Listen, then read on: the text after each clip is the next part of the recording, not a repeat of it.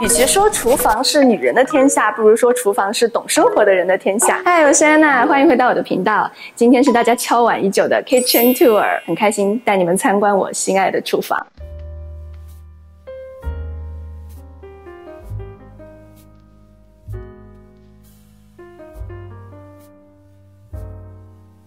上一次 House Tour 的时候和大家介绍过我们家的厨房的大致格局，分成热炒区、中岛还有收纳区3个一字形的区域，也和大家聊到了我们家热炒区和中岛区呢做了一个高度差，热炒区80公分，中岛区90公分。今天就来和大家展开说说为什么我们要做这样的高度差的设定。其实橱柜呢对于我们华人来说算是舶来品，所以很多的尺寸参考的都是西方的烹饪习惯。以我们最常见最大宗的 IKEA 的橱柜为例，它的高度呢就是90公分。我们前2个家使用的就是 IKEA 的橱柜，当我在备菜或者使用平底锅烹饪的时候呢，基本上就没有什么问题。但当我把锅具换成汤锅或者中华炒锅的时候，问题就来了。大家发现没有啊？中华炒锅的手柄比锅底是要高出5公分左右，然后四周呢也是这样高起来的。我们炒菜的时候需要手这样一直提着。尤其像我们亚洲女生个子比较娇小，不瞒你们说，为了省一点力气，我真的是曾经有一度是站在小凳子上炒菜的。心酸的微笑。不过我听说有一些区域的 IKEA 的橱柜是可以选择80公分的高度的，是真的吗？如果知道的话，可以评论区告诉我。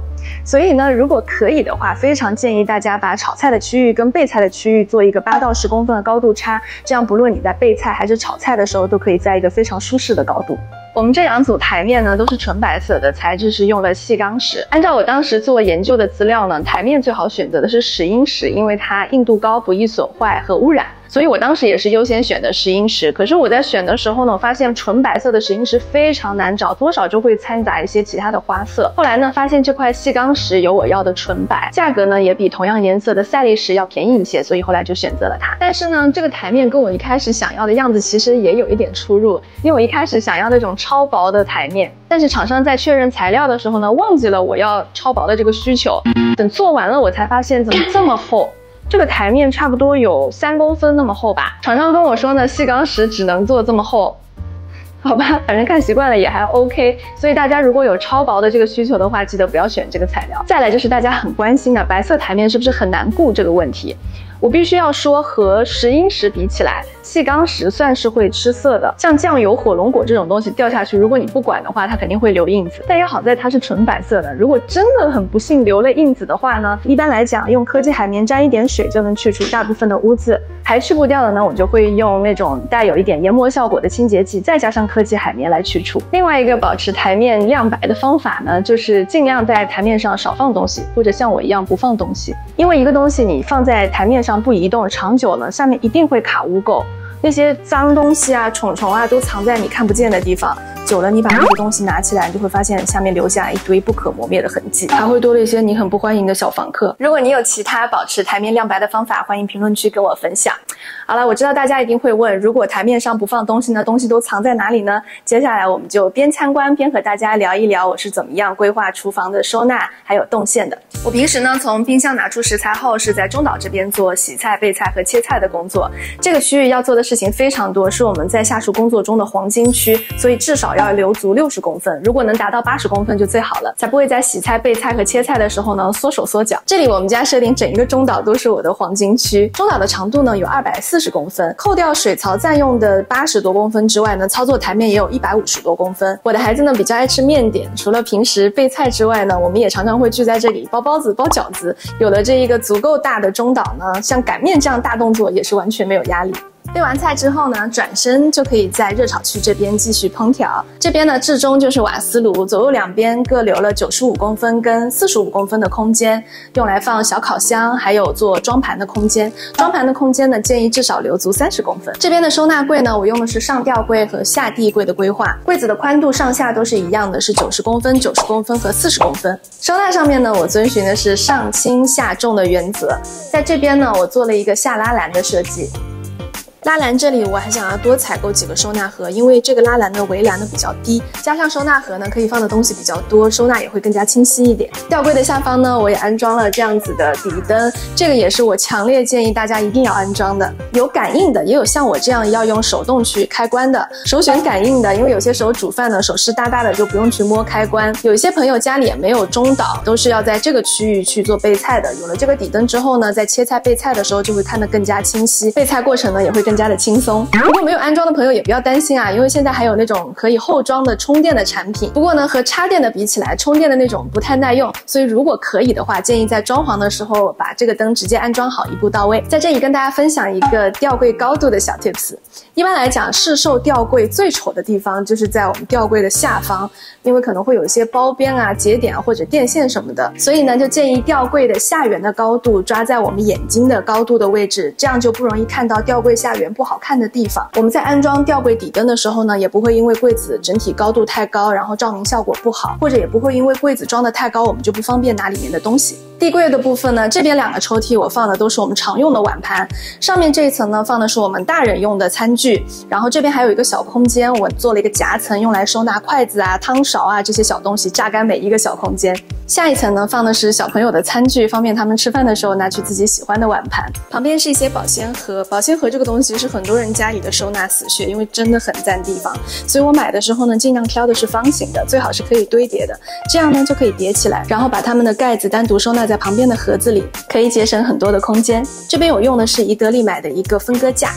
这是我上一个家就在用的，搬家之后又买了一个一模一样的，这样把锅子一个一个竖起来放，既清楚又节省空间。下面呢，我们藏着一些火锅的锅具，还有一些小家电、小工具，都是有重量的东西。刚刚忘记跟大家讲了，我们家的调料都是放在这个地方的，单独做了一个柜子，然后这边一样是有一个小夹层，来放一些我们的零零碎碎的小东西，还有小工具。大家应该发现了，我们家的地柜呢使用的都是抽屉，虽然抽屉因为多了5金件的关系，会比隔板式的柜子在定制的时候会贵一些，但是在日后的使用过程中，不论是取放还是查看物品，抽屉都比隔板式的柜子要方便太多了。我们家的橱柜呢，用的不是什么名牌，就是当地的厨具公司根据我们的要求定制的。和名牌比起来，当然在设计上多多少少会有一些瑕疵，但是呢，装潢一定会有预算的考量嘛。橱柜的部分，我会非常的要求面板的封边，还有5金铰链。入住之后呢，我们可能会忘掉很多在设计过程中这样那样的纠结，但是封边做得好的质感，还有优秀5金带给我们的顺滑使用感，绝对会大大提升我们的幸福指数。这个区域的背板呢，我用的是白色的珐琅板，我是直接在某宝上面订购，然后请木工师傅顺便帮我贴上去的。本来这个区域呢装的是超白烤漆玻璃的背板，为什么我要用白色的珐琅板把它盖住呢？给大家看一张照片，大家就明白了。这么绿，到底哪里超白了？我真的是很难接受玻璃有绿色，但是我们家这次真的有很多玻璃是有绿色的，我找机会一定要把它全部都换掉。所以呢，我就在烤漆玻璃外面又贴了这个珐琅板。珐琅板呢，除了防油、防污、防高温之外呢，它还有一个好处，就是有磁力。你看，就可以这样直接把它吸上去。我呢喜欢厨房里几乎什么都没有，所以在上面我是没有挂东西的。不过对于有一些空间比较紧凑的厨房来讲，在墙面上立体收纳绝对是扩充收纳空间、保持台面整洁的超级好的办法。中岛这边呢，我选了一颗这样子的不锈钢大单槽，和之前3房的小白水槽比起来呢，虽然没有那么唯美，但是这颗大单槽真的超级实用，不仅能洗菜、洗工具，还可以洗人、洗狗。我选的呢是一颗这样比较完整的正方形，没有那种曲线的，我觉得这样子的会更加简洁一些。它一样有很多的水槽配件可以选，我选的呢是这样一个小小的沥水篮，然后我在这边可以放一些像洗手乳啊、洗碗巾这些东西，这样台面上就不用放东西了。不过啊，不锈钢真的超容易刮伤，本来它其实蛮貌美的，但是我们住进来也才半年吧，你看看这个刮痕。然后水龙头呢用的是这种 L 型的，有一些水龙头非常的漂亮，但它那个头会是这样子，下面会多出来一块，那种水龙头呢在洗锅子的时候特别容易挂到。厨房水龙头一定要选这种头可以拔下来的，这样才能清洁到水槽的每个角落。另外一定要用带水流调节的，才能精准的冲洗我们要冲洗的物品。旁边这个水龙头呢就是冷热饮水器的头，这已经是我们家买的第3台了，我们从第1代就开始买了，现在已经出到第3代。在家里喝冷热水自由，绝对是我这种白开水爱好者的最大的快乐了。但必须要讲啊，第3代这个感应真的是很难平，只要手指上有水就会很秀逗，不如第2代的好用。水槽这边呢，我们是没有安装那个碎骨机的，其实我真的很想装，但我又很怕阻塞管道之类的。正在看影片的朋友，不知道家里有没有安装那种碎骨机呢？欢迎在评论区跟我分享你们的使用心得。垃圾处理的部分呢，我在台面放了一个小垃圾桶，用来放厨余、果皮这些湿的垃圾，然后旁边有一个大的垃圾桶，用来放一些没有味道的一般垃圾。回收的物品呢，我们就直接收在储藏间。水槽下方这个空间呢，是很多人家里的清洁死角，但其实这个空间也不小，不用起来真的好可惜。你看这下面不但有净水设备的主机，还有后面的一堆管道，加上水汽，真的是有点容易发霉。我用的是这样的收纳架，这个收纳架我买过好几个了，真的觉得很好用，很厚实，而且有不同的尺寸可以选择，在这个空间里实现上下分层收纳，放一些清洁用的东西很合适。水槽旁边就是洗碗机了。我们买的是 Bosch 8系列的洗碗机，这台洗碗机的容量也很大，我们4口之家1天3餐在家只需要洗1次就好了。当时打动我的是他工作的时候地上会有一个投影灯，所以就是我能知道他有没有在工作，因为他工作的时候真的非常的静音。好了，不夸了，再夸要收费了。洗碗机挑选的部分买大不买小，能买嵌入的不要买独立的。这个位置呢，我们做了一个抽板，用来收我们家的电子锅，不用单独在台面上留一个位置给它。平时做饭的时候呢，就把它拉出来。做完饭之后呢，我们就把它推回去。下面的抽屉里还藏了一个真空米箱，我们买回来的米都直接倒在里面，取用完毕就按这个按钮，米箱就会抽真空，可以尽量的保鲜大米，也不会长虫，我很喜欢。中岛上我还留了升降插座，平时它是隐藏式的，手机可以放在这里充电，临时需要在中岛使用电器的时候，只要这样轻轻触摸，插座就会升起来。这边呢就是我们的满墙收纳区，常看我影片的朋友都知道，我真的很喜欢这样一整面墙的收纳，虽然长得有一点普通，但是真的收纳力 up。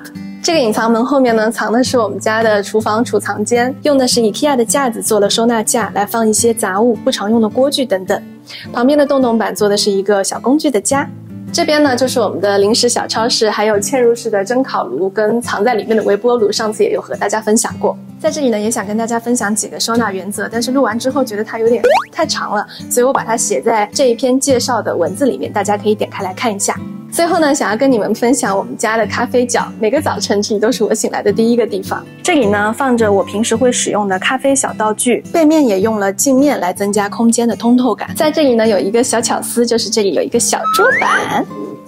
因为这个柜子尺寸并不深，需要的时候呢，我就会把这个板子拉出来，这一瞬间就会变成一个小桌子，让我轻松的准备我的咖啡。一杯美好的咖啡绝对是完美的一天的开始。毫不夸张的说，每次装潢厨房都是我的重中之重。我是一个很爱看房的人，但是在我看过的很多的100平以上的住宅里面呢，厨房依然做的有一点点拮据。包括我们这个家的原始户型，以及我找的第一个设计师帮我规划的厨房，也是小到令我震惊。好像在一部分的建商还有设计师的眼里，只有客厅这样的公共区域才是展示自己设计才华的空间，而下厨做饭好像就不是一件特别重要的事情，或者是理应有一个黄脸婆应该去做的事情。对我来说，一个房子的公共领域的美好当然重要，但是我们入住之后呢，还是要保有我们生活的舒适和烟火气。与其说厨房是女人的天下，不如说厨房是懂生活的人的天下。如果说一个漂亮美好的公共区域展示了一个主人的外在的话，那一个好看好用的厨房就是一个家稳定的内核。我是个没事情就喜欢待在厨房的人，虽然我不是全职妈妈，但是煮饭啊收纳很多时候都是整理自己思绪的好时机。我也会坚持每天的晚餐一定要亲手做，因为我希望孩子长大之后呢，会想念家的味道。每次放假回到家呢，也会期待吃到自己从小最爱吃的那道菜。好啦，以上就是我们今天的 Kitchen Tour 啦。如果你喜欢今天的内容，记得点赞分享，也欢迎订阅我的频道。还有最近我也在特别企划一集来回答大家在装潢中遇到的各种疑问，比如说要不要请设计师，装潢预算怎么抓，或者你有其他的疑问，也欢迎来评论区给我留言，我会集中整理好给大家单独出一集。OK， 我们下次再见，拜拜。狗来了，狗来了，狗来了，那我们一起录吧，好吗？我们一起录。